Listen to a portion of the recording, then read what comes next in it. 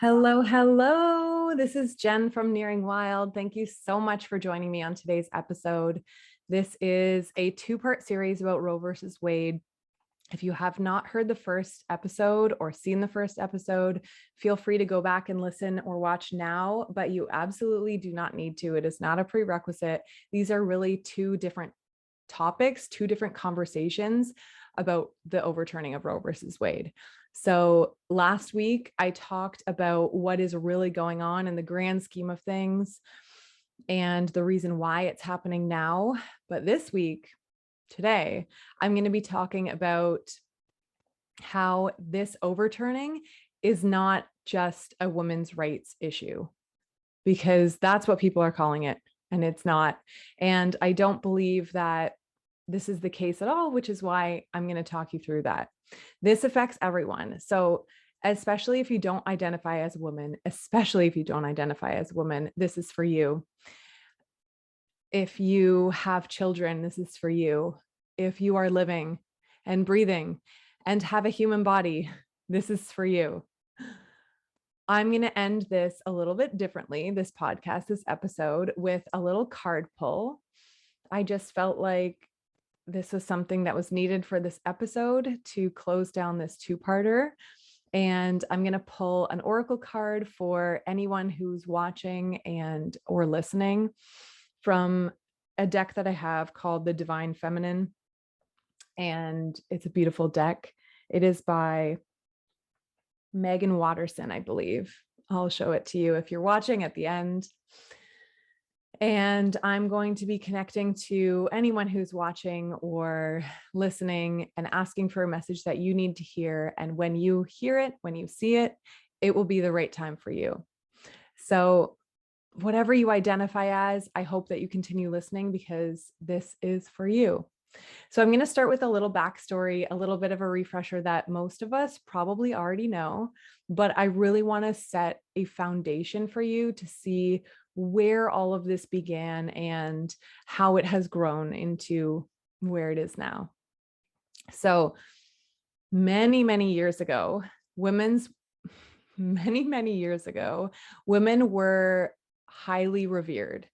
We were recognized for our wisdom, our superpowers, what we brought to the world. It was really held with a high esteem, right? We were highly regarded, we were respected, we were healers and nurturers and divinely guided and so connected to our true selves. We were really, really in alignment. And eventually, a woman's body, who, by the way, literally carried and created human life, became the property of man. So from there, we were just looked at as less than in society. And I'm sure we all know what happened, that it got bad. I don't need to get too deep into it, but women were burned at the stake. We were sentenced. We were literally killed for the strengths that were formerly praised. It's wild just to think about that. Women were silenced and forced to really abandon our true selves, to abandon the gifts that were so connected with being a divine feminine, which is really separate from the divine masculine, obviously. And I actually did a podcast on this, I think maybe a couple episodes ago. If you feel like listening to that, we were forced to abandon the feminine and therefore take on the masculine. And that's the society that we all know today. We are very masculine based. We are production focused. We are logic based. We teach doing versus being. We have really just shifted from equal energies to the masculine based for the most part. And slowly, yes, we did shift away from women being severely looked at as less than, and we got a lot of our rights back, sure, but we were convinced that things were equal. I mean, they never were equal. They never got back to where it was before. And this overturning is a really great example of why that obviously is not the case, right? So I'm going to shift directions because this isn't really about women's rights. Like I said, almost everyone knows this affects women. That is not something that no one is talking about. Everyone is talking about how women are so important, and that women's rights are important. And I completely agree, but this is more than that. This affects men, this affects children, and pretty much everyone. So during the process of looking down on women for being women, naturally, what happens is anything that's feminine or typically womanly, it's a weird way to say that, has carried the weight of shame along with it, right? So that is anything like having emotions, feeling, being compassionate, being nurturing or nurtured, being psychic or intuitive, being soft, surrendering, anything that is in line with being the feminine versus the masculine. So since women have been forced to be something that we weren't in order to survive, this means abandoning our true selves and who we really are, and not even being able to recognize them, what our gifts are. The problem with that is this makes every single person suffer, right? In so many ways. These are things that everyone needs, especially as children. In the most formative years, when we are learning, boys and girls, when we are learning who to be, who we are not, what our role is in the world, why we are here, we're learning our purpose, how to feel, how to move through emotions, how to communicate, have proper conversations, relationships, how to love ourselves, all of these things. These are things that everyone needs growing up. So we have children being raised without the motherly, more feminine aspects that they really need, without the nurturing, the care, the deep trust, the feeling of being really seen for who they are. And children who are being raised without a mother who knows their purpose. And we wonder, it's funny why people wonder this. We wonder why people are suffering and feeling too much, or completely numbing out and being emotionally unavailable, or maybe reactive, when we aren't setting a foundation for success in that area. Like, no wonder people are suffering. And then there's shame, but there's not many other options when we don't have a society that allows for this foundation to be laid in the way that it needs to be. So women are not able to be who we need them. Sorry, I'm going to take a sip of water and then rephrase that.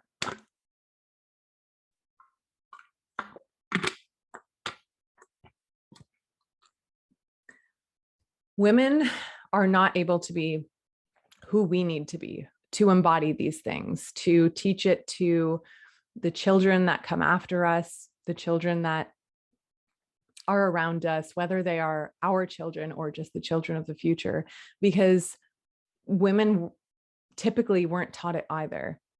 We can't teach what we didn't learn. And this has been going on for centuries. It didn't just start with, our parents or grandparents. And this is really taught everywhere, mostly subconsciously, but in families, in society, in the media, this is very quietly put into place. So do you see how this is literally passed down over and over? And there's really no other way around it until you start to make some changes. So when a woman has to deny her true self, she can't show her children that. She can't show her children that she even knows who she truly is, because she doesn't know. And children are raised to not be able to embrace this side either. So people don't know who they are, what their purpose is. And I'm just going to talk specifically about boys for a second, then I'll go to girls. But boys need to have their mother in their own power, just as much as they need to see their father in their own power and their fully surrendered self, to give them the love that they need so that they can grow up to be connected to that side of themselves as well, right? So that's to relate and to trust other women, to create partnership, to have healthy relationships, to truly know and love their own self, to be able to connect to his emotions and know that what he's feeling is okay and that it's okay to be expressed. She shows boys, both children, a different kind of love and a different kind of power. It doesn't allow, as they grow up, men, as boys become men, it doesn't allow the men to be fully expressed. It reinforces the belief that vulnerability and compassion and anything typically feminine is weak or lesser than. So they will abandon this side of themselves. They're going to feel shameful for it, hide it. However that comes out for you, that might be a little bit different from one person to the next. And this affects boys because it leaves them feeling disempowered. They have a loss of identity or a false sense of power, like we're seeing in the world right now. It really forces them into misalignment, into something that they are not. And girls need to have their mother in their own power, to be able to believe in themselves, to see their own true power, to know their place in the world, to be able to even recognize what makes her unique, what makes her special, the medicine that she brings to the world. And that's most likely so, so different from what she's being shown right now, what she is made to believe. She might not even know what her strengths are. A lot of people grow up and don't know who they are. They don't know what their strengths are because of this. Children need to see their mother and their father standing in their unique power, both leading from completely different places, but together. They need to see responsibility. They need to see mutual respect. And it's all about duality, right? These children grow up to be people who are emotionally invalidated. So we either deny our own feelings, hate ourselves for the amount of feelings that we do have. That was me, by the way. Whatever it is, it ends up in a deep internal struggle with who they are. They'll have unhealthy relationships and probably have no idea why. And the thing is, this can be freaking prevented. That is the most frustrating part. If we just create that foundation and allow women to step into their power, to also stand by the divine masculine and help raise each other up, that is creating the foundation that is necessary. It's confusing because there's so much more information out there now about mental health, that it's okay to talk about your feelings and it's okay to not be okay. And both men and women share your feelings, be vulnerable, but we aren't allowing our children to have a foundation for that, right? So don't tell a man it's okay to feel his feelings while you are currently disempowering women and quietly telling the world that anything that coincides with feminine energy is weaker. That literally does not make sense. Gotta calm down. It doesn't start at the end. This is something that I always say. It doesn't start by helping the children and adults who aren't coping, the people who are struggling. It has to be prevented. We can't just create services that help people who are struggling when we could create a foundation for people so that they don't struggle. And it does not happen from silencing women. That is a huge part of this. Remember that from the very beginning, the goal was division, right? That is why at some point men decided that they had to own women's bodies, women in general, because of our power, if I'm being honest. But that came from a place of disempowerment. That came from this goal of division, because people were scared of what can come if women are fully in their power, if we do unite, if women are able to recognize how much strength and power and energy that they have. If we stand in that and recognize our own medicine and what we can bring to the world, oof, it's a lot, and it's scary, right?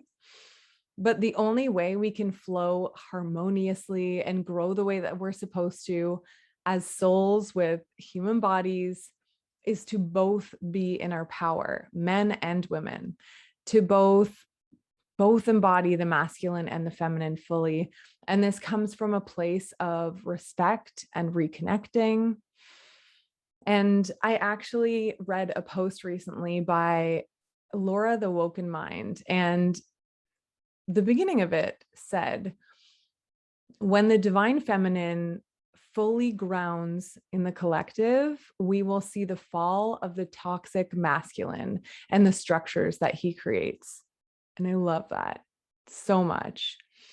So keep allowing the divine feminine to rise, make room for the divine feminine to stand in her power, to be able to be her. And this also makes room for the divine masculine too, because when the toxic masculine is in charge, neither can rise, right? So how do we actually start to do this? First, listen to the last couple of podcasts that I have posted about the mother wound and the masculine and feminine energies. Even the previous part 1 of this series can help you as well. But recognize that the way we treat, I want to put this in quotes, her, is a reflection of the way we treat ourselves. So when I say her, that means women in society, that's everyone. It's a reflection of the way we treat ourselves, because it's all about nurturing and love. And if you aren't able to recognize and allow that in someone else, that's reflective of yourself. So if you're a woman, begin doing the work of deconditioning all of the bullshit you've taken on, all of the bullshit that you probably don't even recognize that you believe. You can begin to remother yourself, learn to heal, and get to know who you really are deep down in your core, not who you were forced to be or who you were taught that you should be. And work on your self-worth, your self-trust. These are so, so important. And also begin to speak up for yourself, even when it's freaking scary, right? My energy is with you. And if you need courage, you can take it from me. And men, do the same healing work. Start to decondition what you have been told. Get to know yourself emotionally on a deep level and remove the shame that you might have around that. This does affect boys and girls differently in massive ways. So being able to work through that is going to be really helpful. Beginning to work through any shame that's connected to that. Also, allow women to speak always and use your voice to actually make a change. And if you're struggling with everything that's going on in the world, especially with the overturning, I know it's been a little bit of time now, but my biggest piece of advice for you is to shut off the outside world. Maybe do a social media detox, remove anyone that makes you feel like shit, or, block people, mute them, whatever it is. Just shut off the outside world, get quiet, connect back to yourself, and do some nurturing. Get outside, go for walks, take a bath, do some painting, connect to your body, dance, sing, scream, whatever it is. Relax and turn off your phone and really reconnect to your heart. Get outside of your freaking head, because that is where all of this suffering is. And if you haven't heard my first episode of this series, go back to listen. I hope that that can help you in some way. Okay, I'm going to do this card pull. I'm so excited. So for anyone watching the YouTube, this is the deck. So The Divine Feminine by Megan Watterson. So I'm just going to pull a card and then I'm going to read what it says in the book for you. So if you're watching the YouTube, you can watch me shuffle, go through all this. I'll probably remove it from the podcast, but going to connect to the collective. Please give me a message that anyone who's listening or watching this right now needs to hear when they listen or watch. A message for the collective.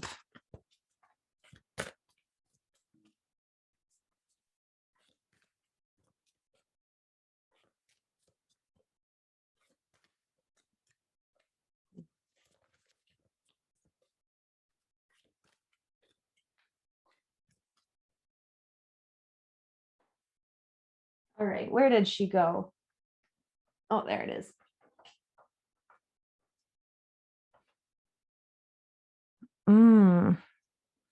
I love this. So the card is Brigid, and it says, the goddess of the eternal flame. I am an eternal flame, and each day my light grows brighter.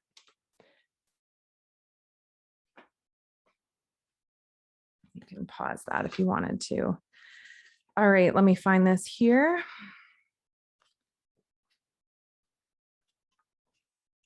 All right, Brigid.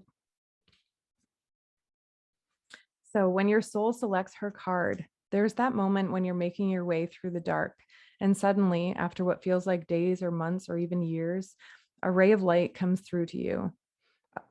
A lightning happens. Each step isn't quite as hard to make as the one before, and you feel a great shift begin, as if now you're headed towards something new, something even brighter. Brigid is the essence of that first flame, that first ray of light. Brigid reminds us that the darkness never lasts. Brigid's external flame represents the truth that the light never leaves us and can never be extinguished. It simply gets obscured or blocked from us. She reminds us that every day is actually filled with light. There are many days and times in our lives when we endure thick cloud cover, when that flame that exists within us is blocked by pain or confusion. Brigid is the sweet sound that reaches us in the dark and reminds us that we have never been on this journey alone. Brigid is our sign that the dawn is here because we have made it through the dark winter. We can lift our head. The healing has happened, and now each day is bound to be brighter. Oh, I love that. And a soul voice meditation that's connected to this. It says, what allows me to feel light more often every day? I just love that this is so timely with everything that we're talking about, that darkness does come, but it does not last forever. And it also serves a purpose. But this is confirmation that things are changing, things are shifting. That's all I have for you today. Thank you so much for joining me. And remember, if you like this, please leave me a 5-star review, and I want to give you a gift for it.